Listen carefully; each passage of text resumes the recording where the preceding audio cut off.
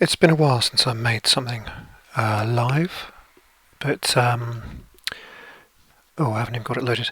Um, I was looking at front doors, which I want to have in my game. Now, front doors have numbers on them sometimes. That's a bit limiting to put that in as a texture. So I'm going to erase the numbers, but what I'd like to do is have a system to make numbers for buildings. Now you can use the text render to have sort of planar numbers, but I thought actually one thing that Lightwave does alright is to make 3D letters. So I thought I'll just do a quick system to allow me to make arbitrary number letters, whatever's to put on doors and things. Easier to show than to explain perhaps. So let me just start by making the basic shapes. So create text. It's been a while since I've tried this, but basically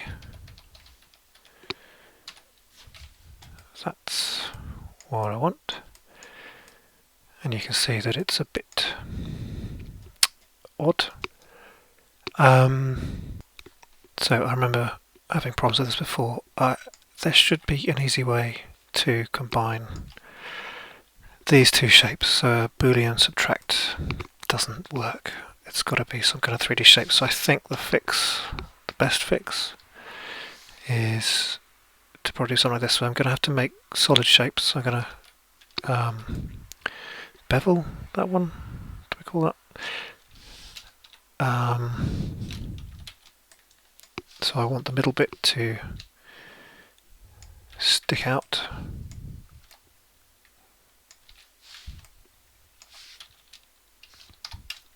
And to flip. Oh, what have I done?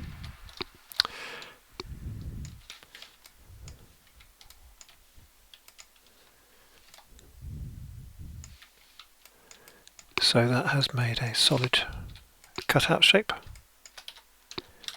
I am probably abusing Lightwave and 3D modelling in general, but this is how I'm going to do it. This is how thick I want that to be. Let's copy and paste and then extrude. Again, problem of that being not a solid shape. So now we have the two shapes intertwined. I think I select that and then I can do a subtraction, and so that has now made my shape as I want it. These ones are more straightforward. I'll just extrude them after copying and pasting. I actually don't want the rear faces.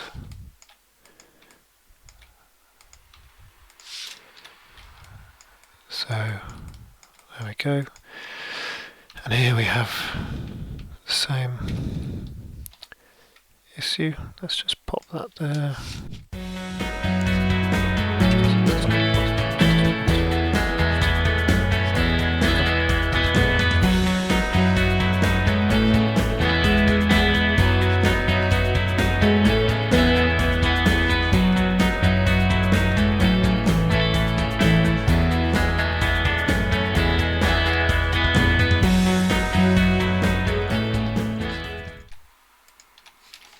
And there we go. So I've made my numbers. I could change the font. I might do that, but here's my first set of numbers. So I need to save them off as separate files, but first let's do light maps and texture maps and that kind of thing. So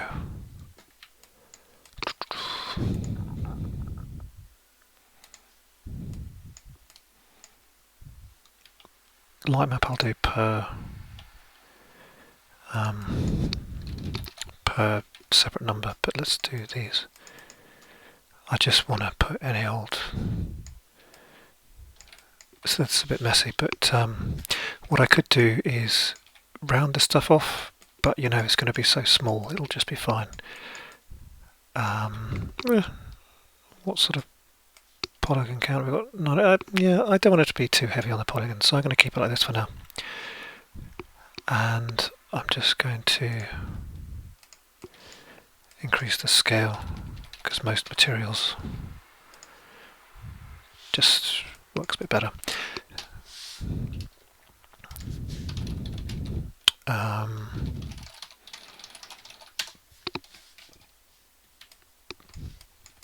I don't think I'm going to bother with collisions, so I'm going to save these off as individual numbers.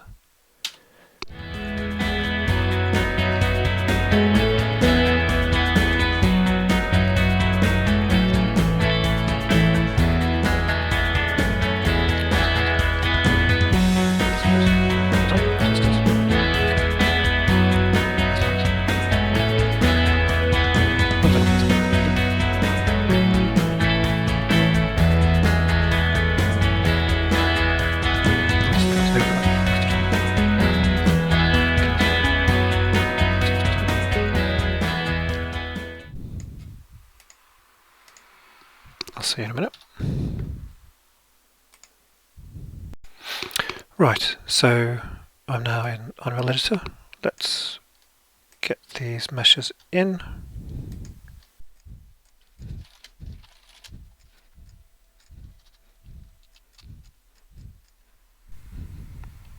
So there we go, they're all the wrong way around. Okay, no they're not. One thing is that sort of complex polygon Unreal doesn't like, so if I was to triangulate it, so there are some oddities using the numbers, the letter generation in Lightwave, but there we go, triangulate and all as well. So let's triangulate. Makes it harder to, whoops, go backwards.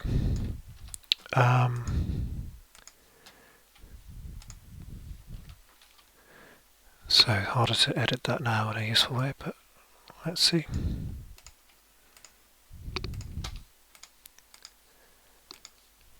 Okay. So it's smooth around the sides-ish. Well, actually it's not, because one thing I forgot to do was to put a material on them while they're all together. I can do it now, but number, I want it to be smoothed, and I want it to apply the texture as a UV. So I'll have to do that for all of them. Brilliant. So a step I'm missing is to create a collision hull, but I don't care, and I can do it automatically here. So this is now a nicer material. Oh good, I love it when it does that.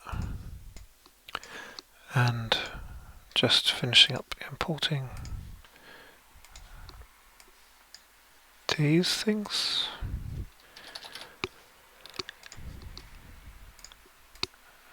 And yeah, the result is quite pleasing. So you can see they're all loaded up there. What I will do is put in a few letters as well, because addresses have letters, flat 23A and so on. And these things are good to go. They're actually quite nice. I like them.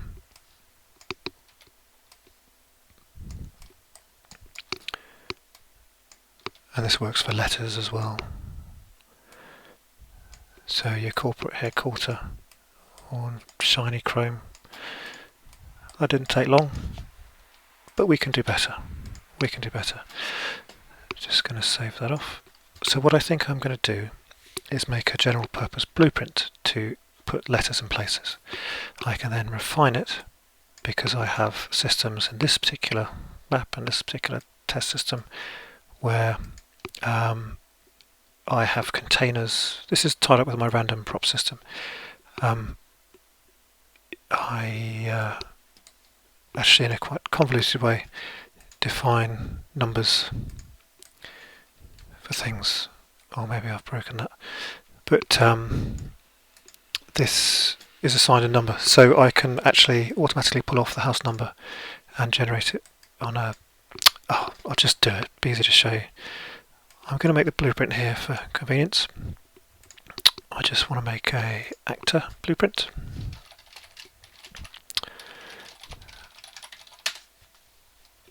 And I'm going to define a few things. I'm going to see how it goes. But I know I'm going to want to have the house number, which let's make it a string. A name is not appropriate. Text, localization and that not appropriate, so string, just sort of raw characters. Make that editable. The house number to display. Category. Alright, so we're going to be well behaved. A map. I haven't used these much. For now I'm going to make that a public thing you can edit. Make it a house numbers kind of thing. An array of... No, wait. How do we do it? I don't know how you do this. Set a map. Alright, so I want to link a character, which will just make a string, the easiest, and that will link to a static mesh. Okay.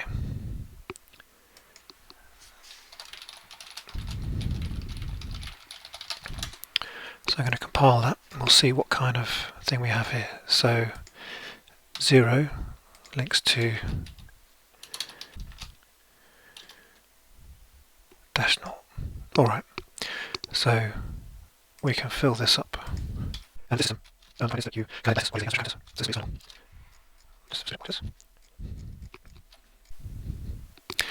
I could have just made an array. I could have made an array of structs where the struct had a string and a mesh. That's how I used to do it. But a map would be really what's required. And I've come more to this way of thinking, having done a bit more C++ stuff. Also, it's quicker to access the characters, but the fact I'm using strings in a blueprint probably negates that. If I was in C++, I would probably use a tchar. Okay, so for now, done. And I'm going to have a function. I'm just trying to think. I probably want an array, so I'm going to first pass the string, the house number, to create an array of the meshes that I need. And I'm going to want to do some computations of the widths, but I think I can do that on the fly. So, add new function, pass the house number, input is, we don't have an input, but the output, I'm just going to use sort of global variables. So, meshes to use, this will be simply an array of static meshes, which for some reason I'm finding hard to find. Array of static mesh. Okay, so this will take the house number. There's string stuff I haven't played with before. But you seem to have to do a lot of explicit checks like this. If you do a for loop, it doesn't work if you have a zero length thing. I haven't rigorously tested that, but I seem to find myself needing to put all these checks in. So if you have a string, then let us... Can we do a for each? No. That's annoying. For loop? Oh, come on.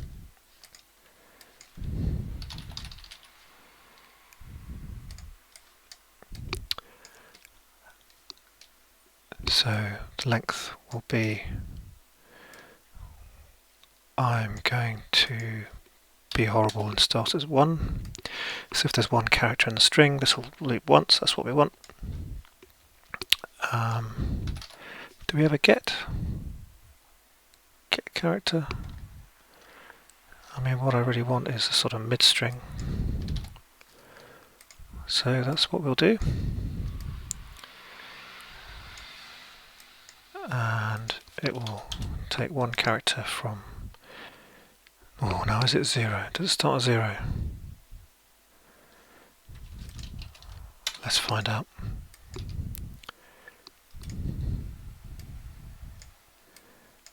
Okay, so we'll go from 0 to length -1. And then we will... Oops. Meshes to use. Let's just clear that.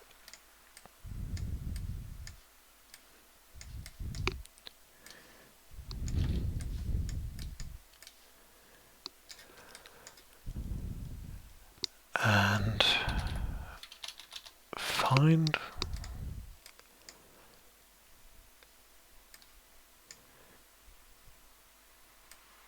So branch, loop body. So if there's a match, this will be a static mesh, which we will add.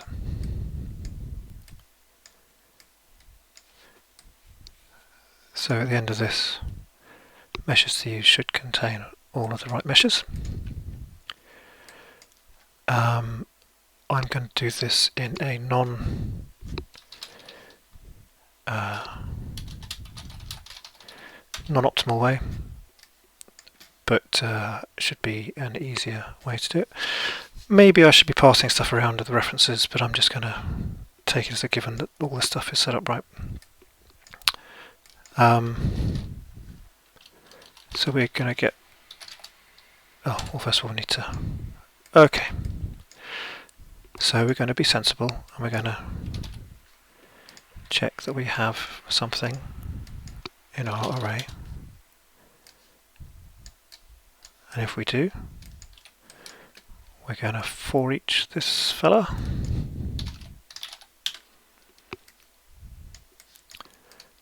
And then this is a static mesh. We're going to get bounds.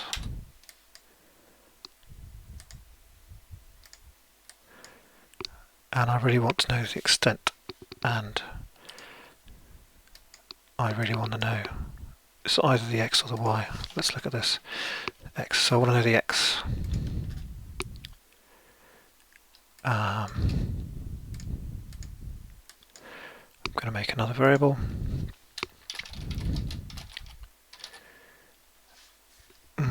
Character spacing depends on the size. Okay, yeah, that's fine. We will. That is relative to the size. And here, I didn't even. I mean, what is this size? This is 500 mils, 50 centimeters. That's half a meter. Yeah, which. All right. So for some reason, my letters are about half meter wide. So the spacing will be in half meters.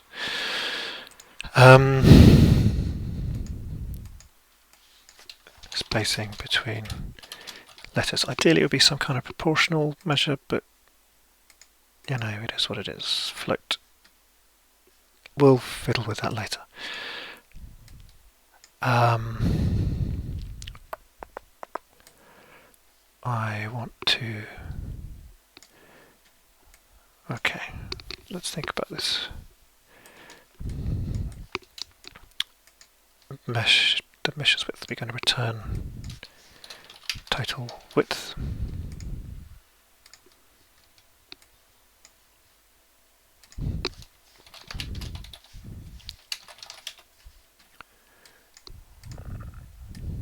What am I doing? We'll just do a little local variable.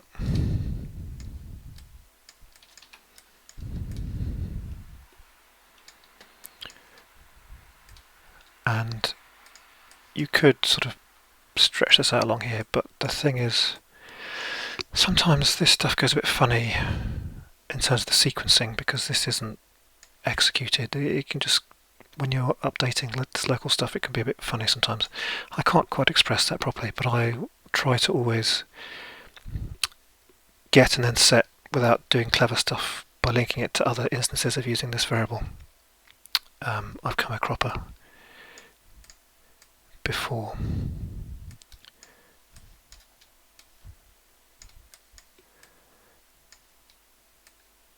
And if it is not the first iteration, then add, because if I have n letters, I have n minus 1 amounts of spacing, but here, if I just exclude the first iteration, that should work. That's in the wrong place. And you need to be careful with these sort of branches so you don't accidentally drop out. So, no, I want a select. This is probably the best way to handle this. So, if I add, so if it is the first time round, I just want to make it a bit less confusing. If it's equal to the first time round, select just the width of the letter. Otherwise, select that plus the spacing between letters. And I'm prototyping this, I'll tidy up later. And let's just get around that. And then at the end, whoop, nearly, the end of the loop. Oh, well there we go, let's do that. And if that's false, well, we'll return 0. So I think that's my horribly formatted function to get the width construction script, which is called whenever these things change. We definitely want to modify that.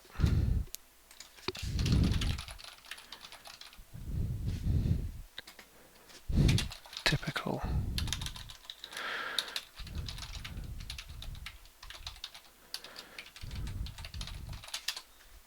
Give some sort of help there. Right, so another local variable, letters width, set.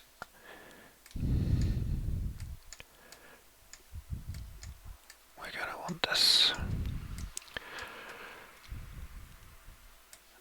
We also want to pass the house number first.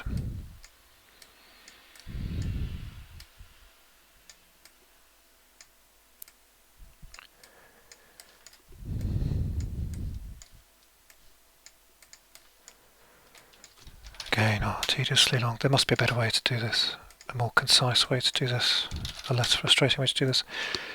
Alright, so if there are meshes to use, we will do this. Okay.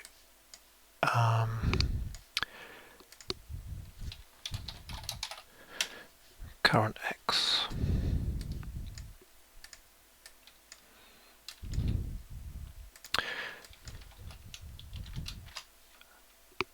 Float times float.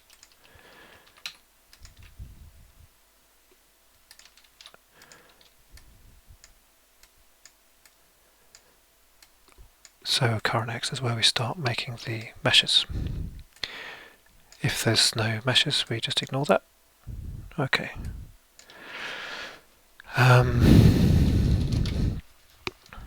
I want to add a mesh component.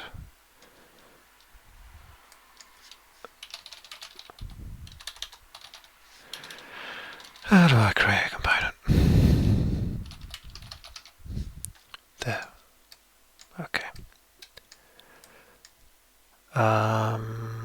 Nope. The relative transform. Let's split this out. We just want the location. I'm thinking I want a maximum width.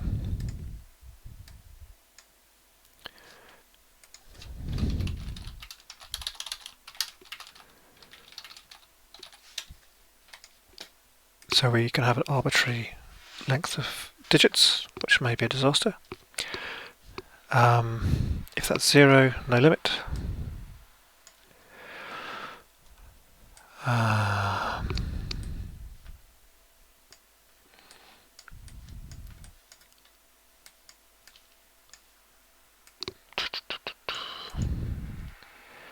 Scaling factor.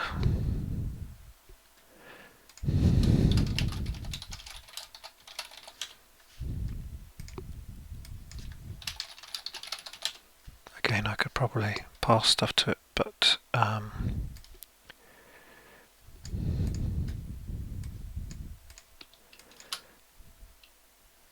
if that's non-zero, I mean minus whatever, will bamboozle it.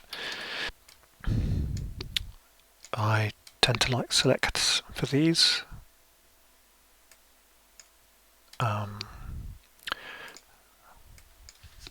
Spacing between.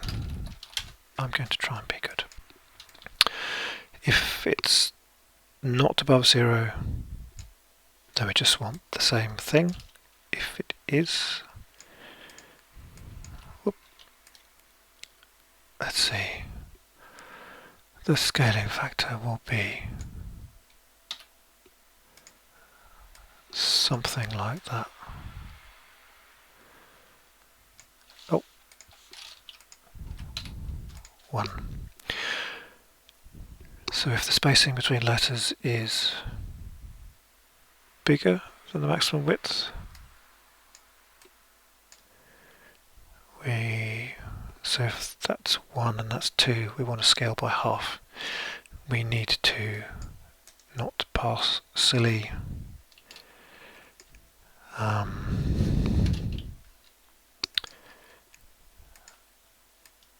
I mean, floats are a bit inaccurate, so there is a sort of equal, nearly equal, there we go. That's good enough.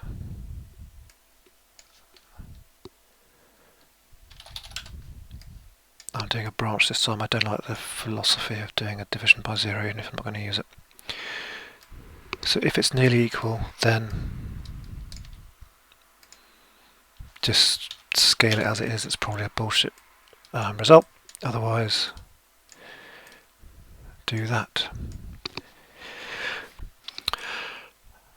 So that should give me the results I want. Let's just save that, go back to construction script, get width, scaling factor. This could probably be a pure function that doesn't need to be executed, but nothing lost. Spacing between letters, what have I done? Letters width.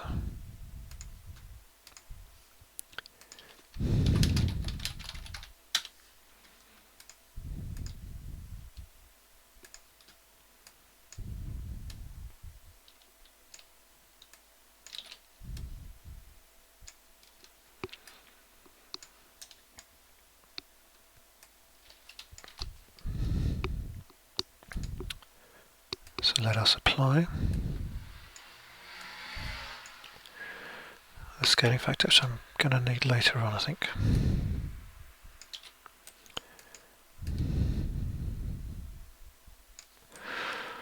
Alright, so to review.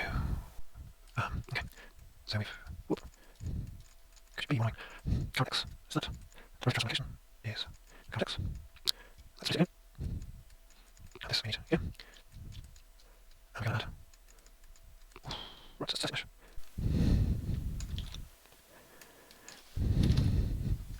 This is where it's inefficient. I'm going to get the bounds again.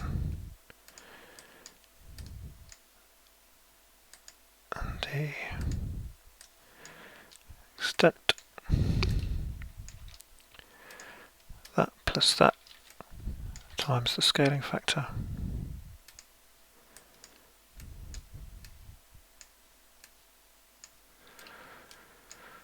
Add to the current x. Save to the current x. Alrighty. And we're going to want to get this static mesh back here. And this is our mesh component. Do we want to save this? Wouldn't hurt. So I'm going to and you can't get that ready. Yeah, that ready. Whatever. This is bit. And the point of that is that fitting. So probably put this into function. If there are any, then let's do the which. So if there are any built meshes when we have a construction script and this is questionable, they may all be destroyed anyway. Look through them all, destroy them, and then, sorry about the formatting, then we must remember to clear them. And if false, just carry on. So let's tidy that a tiny bit.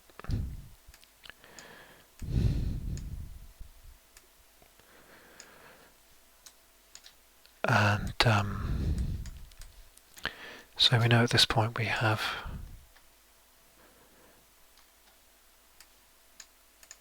an empty array to which we will add every created component, and then we will set the static mesh.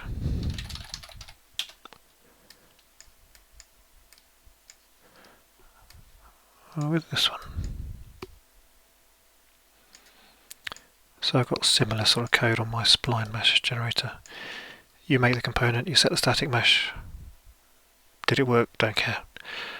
And then you update the current X, and then hopefully that works when you read it there. And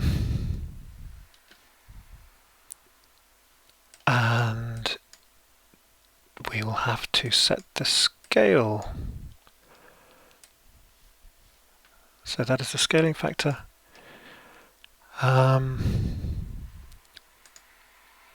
Split that pin again. Just move everything down a bit.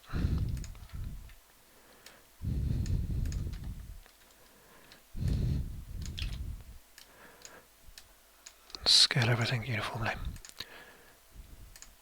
Save it all. So,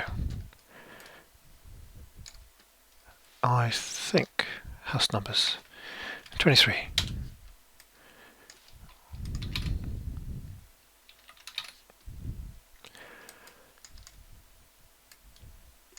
It's obviously not worked terribly well. There's some factor of 2.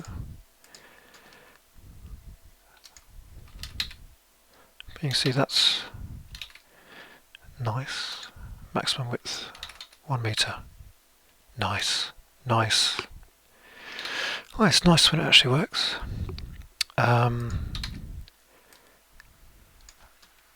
Right, I wonder.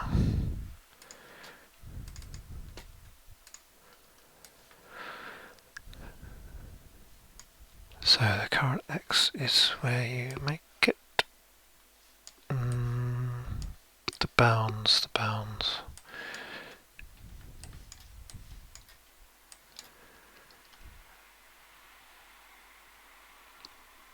So that might just need to be doubled if it's kind of like a radius sort of thing, and I'll need to do that here too. And this is quite quick getting to a result. I've done a few of these already now. So that, what have I just moved?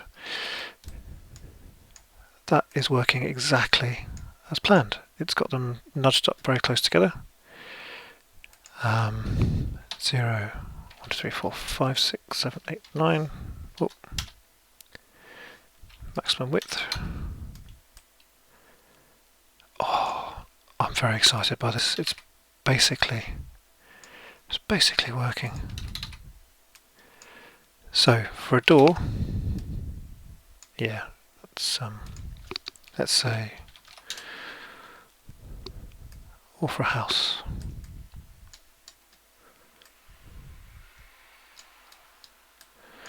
Oh, you know what? I'm going to get rid of that default scene route.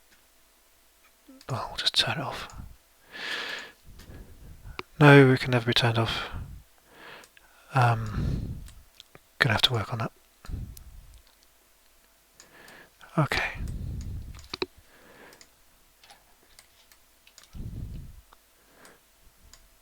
So, well, it's a bit questionable. Maximum width 20. So that is your basic thing. I'm going to go one step further and check I'm still recording. Yep. One more thing I'm going to do. One more thing is number material. Material interface. That's the one.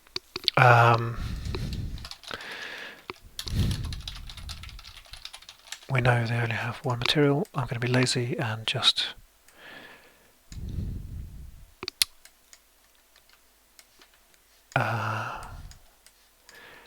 wherever. So this should probably be put into functions or something else done with it.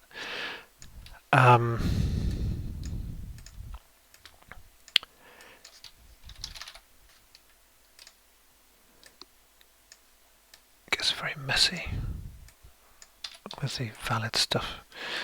If is valid, get the component, set material, index 0.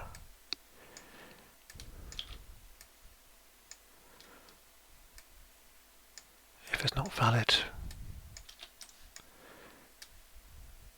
get there. So, simple change. Let's get back to this fella because it works. Building, we don't like. Let's make it visible.